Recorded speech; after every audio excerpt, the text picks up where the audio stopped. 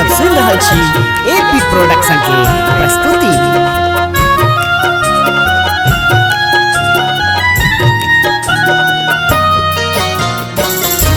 गे मैया कौन कलम सा लिख ले तू हमर कपार गे।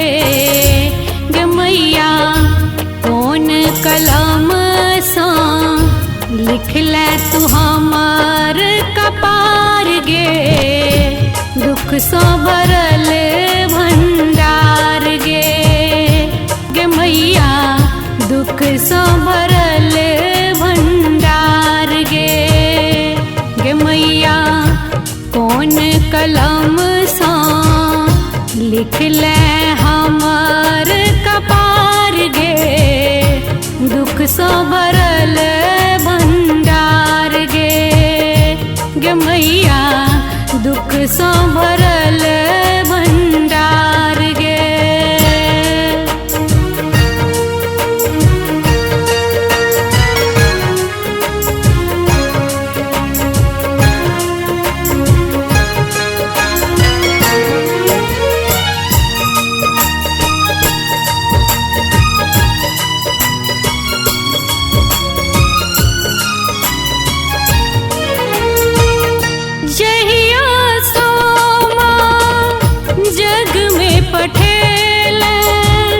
दुख छोरी कहियो सुख नहीं देखेले।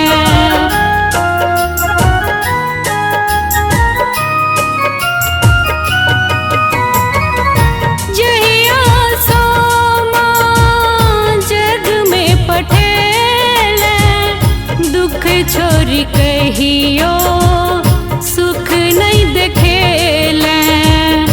दुख छोरी कहियो सुख नहीं देखेला। नैना सझारई झर झर नोरक धार गे। गे मैया नैना सझारई झर झर नोरक धार गे। दुख सो भरल भंडार गे।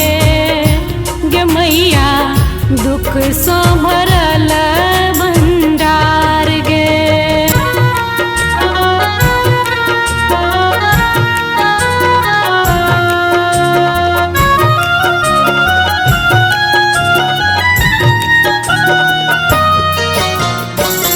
कहन करे जा पाथर के कखनो नहीं माँ आचर लगेला।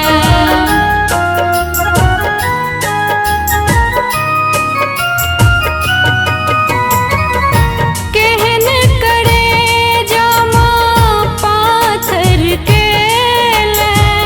कखनो नहीं माँ आचर लगेला।